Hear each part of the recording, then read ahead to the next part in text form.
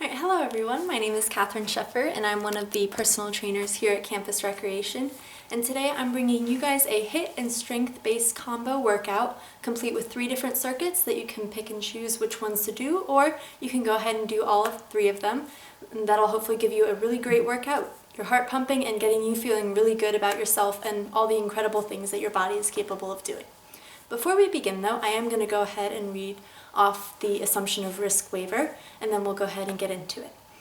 So in order to make these classes as freely accessible as possible to our participants, we will be using a verbal warning and assumption of risk at the beginning of class.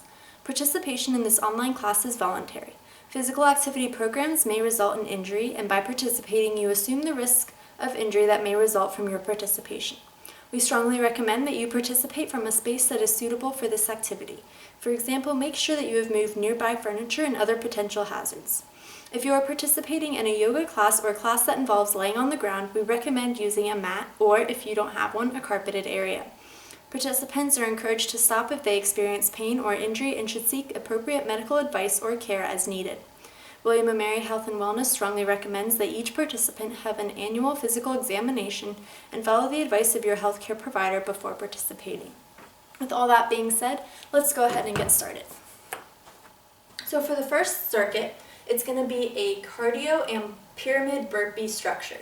So what that means is you're going to start with cardio for a minute. And remember, this is the warm-up, so you want to go slowly and let your body start heating up, the blood flowing, especially if you've been sitting at a desk for the majority of your day. So this can be running on a treadmill, cycling, or ellipticaling if you have the equipment, or it can be something like butt kicks, lower impact butt kicks right here, or go ahead and full impact here, or front rotations like this, a little bit of a high knee motion and a core twist, or go ahead and do full high knees here. If you have a jump rope, you can go ahead and jump rope. If you don't, just pretend it'll do the same thing. Or if you want to go outside and run, by all means, go ahead, get some fresh air. So that's going to be the first minute.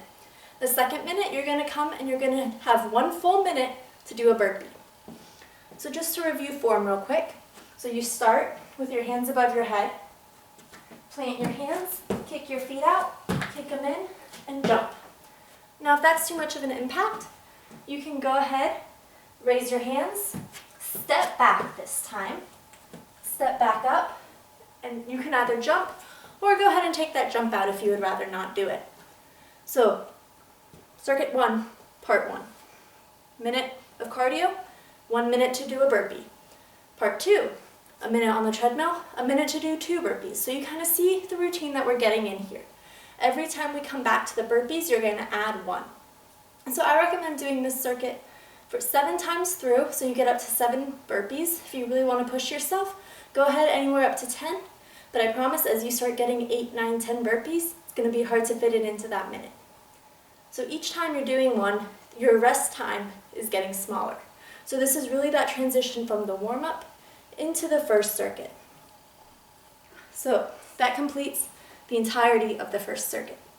The second circuit is one that's going to really hit and tone our legs. So body weight for all of these is great, or if you want, go ahead and add a weight, add a little resistance. So sumo squats is going to be our first exercise in this second circuit. So your feet are going to be a little wider than your hips, your toes are turned slightly outward, and you're going to keep your chest upright.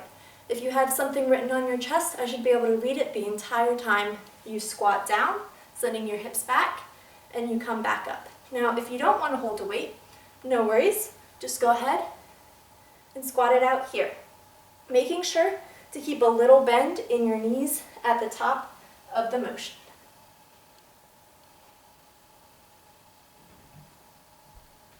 And so that is our first move, which is a sumo squat.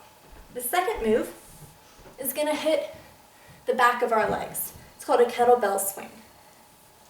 So keeping a slight bend in your knees to start, a nice flat back, you're going to hinge at the hip. And then you're going to rise. And this is not an arm move. The only reason that your arms are moving throughout is because of the momentum they get from your legs.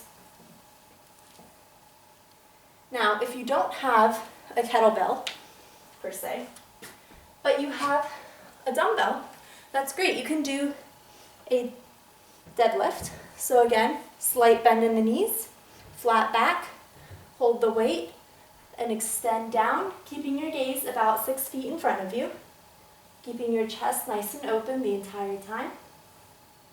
And that's really targeting the back of your legs. Now, say you don't have any equipment or don't feel comfortable doing either of those moves, you can come down here, and this is going to hit a similar region in something called a hip bridge. So you're going to come down here, plant your feet firmly on the ground. Your hands are relaxed by your side, and you're looking straight up at the ceiling. And you're going to press into your heels and raise your hips. Now, if you want to take this up a little bit, go ahead and not let yourself hit the ground at the bottom of the move. Always keep a little gap to keep that resistance in the hamstrings the entire time. Now, if you want to take it up again, go ahead and extend one leg and push up using only one leg.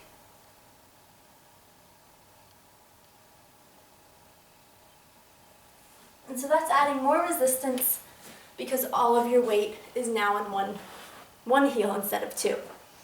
So again, circuit 2, the first move, sumo squats. Second move, you pick either the kettlebell swings, the deadlifts, or the hip bridges. Now the third move is something called a chair squat. So in a sumo squat, your heels were out, your feet were wider than your hips, and as you squatted down. For a chair squat, you're bringing your feet in, so they're much more narrow, but still, you should be able to wiggle your feet, your toes, the entire time that you do this motion. So here, and you sink down like you're sitting into a chair, and stand back up, keeping that slight bend in your knees the entire time. And if you want to get a little bit fancy with it, go ahead and add an optional forward shoulder raise. So you're here, nice flat back, and raise it down. And again, I can wiggle my toes the entire time. No matter what position I am in the squat, those toes can wiggle. So that's move number 3. Move number 4, our final move in this circuit, is going to be a jump squat. So it's getting our heart rate back up. You're coming down and you're jumping up. Keeping the weight in your heels, so if you fall back a little, that's great. It means you're landing with the weight in the heel of the foot, and you're jumping here. Now if that's too much, go ahead and squat it out, just making sure that you don't lock out your knees at the top of the move.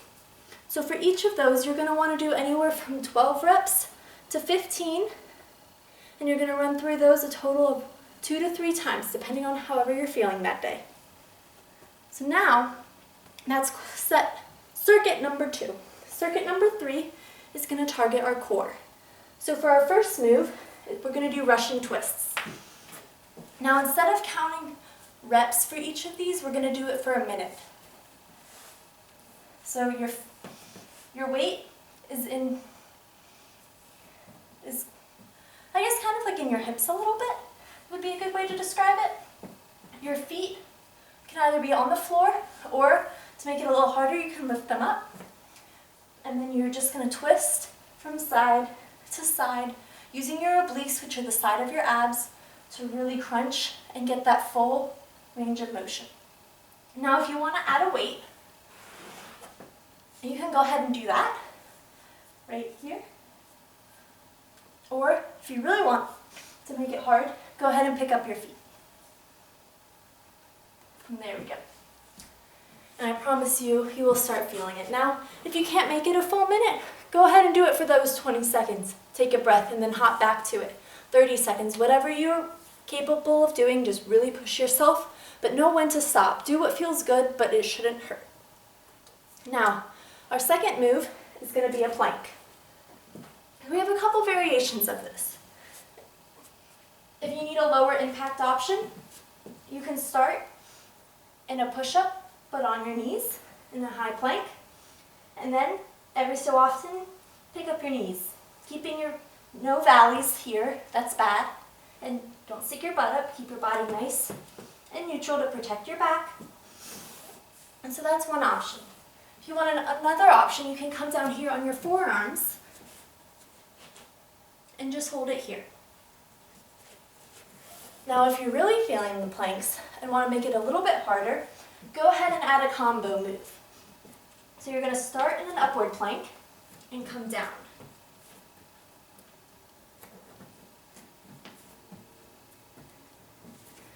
So do what feels good for you. If you want to do one move part of the time and then drop down and just hold, go ahead. Both of those are hard and then you're really going to be pushing yourself. Now the next move, if you have that kettlebell or a weight, go ahead and grab it. We're going to be doing side crunches. Again, hitting those obliques.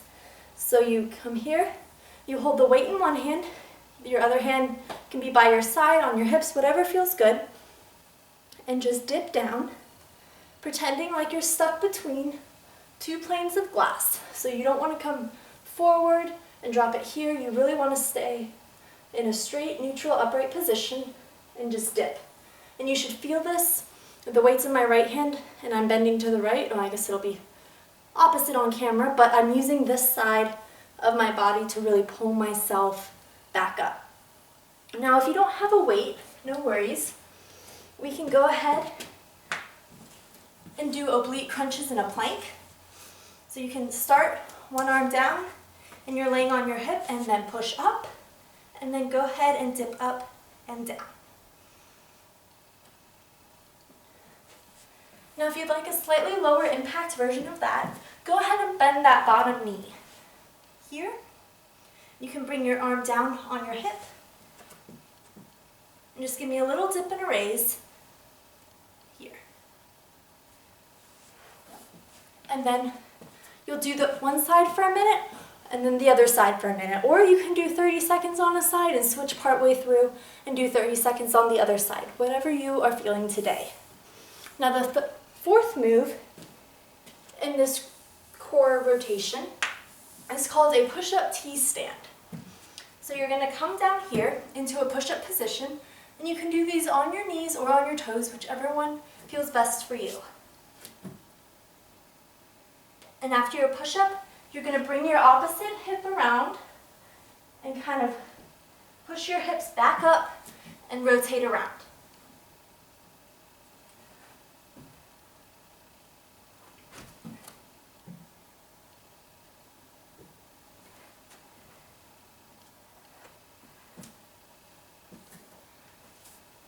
So go ahead and modify any of those moves however best works for you.